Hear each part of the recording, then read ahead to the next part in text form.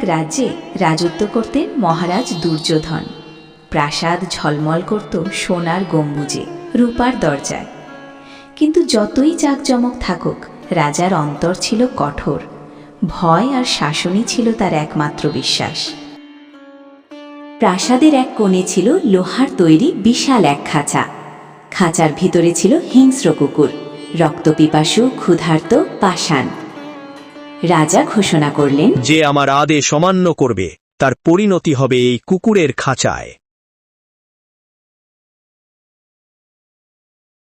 একদিন রাজদরবারে গমগমে সভা বসেছে। রাজা নতুন এক সিদ্ধান্ত ঘোষণা করলেন। মহারাজ, আপনার সিদ্ধান্তে সামান্য বিপদ থাকতে পারে, তাই বলছিলাম যদি আপনি আপনার সিদ্ধান্ত আর একবার ভেবে দেখুন। তুমি কি আমার সিদ্ধান্ত নিয়ে প্রশ্ন তুলছ? তোমার এত বড় স্পর্ধা! আমায় ক্ষমা করবেন মহারাজ, আমি শুধু আপনার মঙ্গল ভেবেই বলছি। প্রহরী, এই বিশ্বাসঘাতককে কুকুরের খাঁচায় ফেলে দাও। সবাই বুঝুক রাজার আদেশ অমান্য করলে কি হয়। দরবার নিস্তব্ধ হয়ে গেল। ভয় যেন বাতাসে মিশে গেল। প্রহরীরা যখন মন্ত্রীকে টেনে নিয়ে যাচ্ছিল, তখন তিনি রাজার সামনে হাঁটু গেড়ে পড়লেন। মহারাজ, 10 বছর ধরে আমি আপনার সেবা করেছি। একটিমাত্র ভুলে কি সব মুছে যাবে? আর একবার ভেবে দেখুন। তুমি যতই সেবা করো, আমার শাস্তি বদলাবে না। ঠিক আছে মহারাজ, তাহলে অন্তত আমাকে 10 দিনের সময় দিন। 10 দিন পর আমি নিজেই আপনার শাস্তি গ্রহণ করব। রাজা একটু ভেবে হাসলেন। মরার আগে যদি 10 দিন বাঁচতে চাও, তবে তাই হোক। প্রহরী মন্ত্রীকে ছেড়ে দাও। প্রাসাদের এক কোণে কুকুরদের পাহারা দিত এক বৃদ্ধ প্রহরী, নাম ভৃগু। চোখে ক্লান্তি, মুখে শান্তি ও দুঃখ মেশানো হাসি। ভাই ভৃগু, তোমাকে আমি অনুরোধ করছি, আমাকে 10 দিন কুকুরদের সঙ্গে থাকতে দাও। আমি নিজেই তাদের যত্ন নেব। মন্ত্রী মহাশয়, অনুরোধ নয়, আমাকে আদেশ করুন। আপনি পাগল নাকি? এরা তো দানবের মতো, আপনাকে মেরে ফেলতে পারে। ভৃগু, তুমি চিন্তা করো না, এরা ক্ষুধার্ত বলেই হিংস্র। আমি এদের ক্ষুধা মেটাতে চাই। ভৃগু প্রথমে দ্বিধায় পড়লেও মন্ত্রীর আন্তরিকতায় নরম হয়ে গেলেন। তিনি মাথা নাড়লেন। ঠিক আছে, চেষ্টা করে দেখুন, যদি পোষ মানাতে পারেন।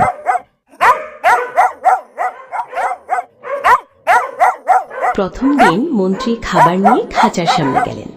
কুকুরগুলো গর্জে উঠল, দাঁত বের করে ভয় দেখাতে লাগলো। আরে তোরা এত চিৎকার করছিস কেন? আয়, তোদের খাবার দেব। এই নে, আস্তে আস্তে খেয়ে নে।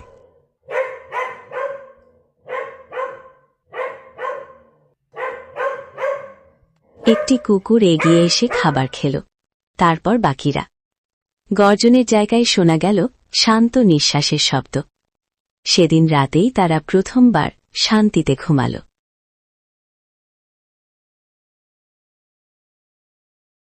দিন গড়িয়ে গেল। মন্ত্রী প্রতিদিন কুকুরদের খাওয়ালেন, তাদের সঙ্গে কথা বললেন, খাঁচা পরিষ্কার করলেন। ধীরে ধীরে তাদের চোখের হিংস্রতা মুছে গেল। এই নে, ভালো করে খেয়ে নে, একদম দুষ্টুমি করবি না। তোরা কত ভালো রে, একটু খাবার আর একটু ভালোবাসা দিলেই তোদের মন ভরে যায়। 10 দিনের শেষে কুকুরগুলো পুরোপুরি বদলে গেল। তারা মন্ত্রীর পাশে বসে থাকে, খেলাধুলা করে, লেজ নাড়ে। অবিশ্বাস্য, এরা কাউকে এভাবে মানে না। আরে মন্ত্রী মহাশয়, আপনি তো অবাক করে দিলেন আমাকে। ভালোবাসার ভাষা সবাই বোঝে, শুধু মানুষই কখনো কখনো ভুলে যায়। এরা কোনো দিন ভোলে না। এদের একটু ভালোবাসা দিলে এরা কোনো দিন ভোলে না। আপনি অসম্ভবকে সম্ভব করেছেন, কিন্তু কাল তো আপনার মৃত্যুদণ্ড দেবে রাজামশাই। আমি জানি, কিন্তু মানুষ যেন মনে রাখে, ভালোবাসা ঘৃণাকেও হারাতে পারে। পরদিন দরবারে ভিড়, সবাই এসেছে সেই ভয়ঙ্কর দৃশ্য দেখতে। মন্ত্রী, তোমার সময় শেষ। এবার তোমাকে কুকুরের খাঁচায় যেতে হবে। প্রহরী, বিশ্বাসঘাতককে কুকুরের খাঁচায় দাও। থাক রাজামশাই, প্রহরী লাগবে না। আপনাকে কথা দিয়েছিলাম 10 দিন পর আপনার সিদ্ধান্ত মেনে নেব, তাই আমি নিজেই যাচ্ছি।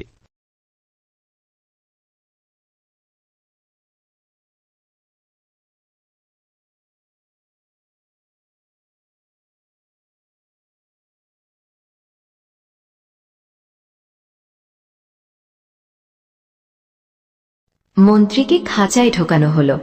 সবাই নিঃশ্বাস বন্ধ করে তাকিয়ে আছে। কুকুরগুলো গর্জন করল না, বরং দৌড়ে এসে মন্ত্রীর পায়ের কাছে শুয়ে পড়ল। কেউ চাটল, কেউ খেলতে লাগল।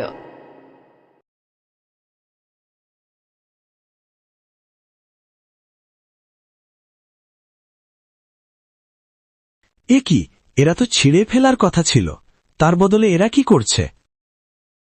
মন্ত্রী ধীরে রাজাকে উদ্দেশ্য করে বললেন, মহারাজ, মাত্র 10 দিন আমি এই কুকুরদের সেবা করেছি। তারা আমার সেই সেবা ভুলে যায়নি। কিন্তু আমি আপনাকে 10 বছর সেবা করেছি, আর আপনি আমার একটি মাত্র ভুলেই সব ভুলে গেলেন।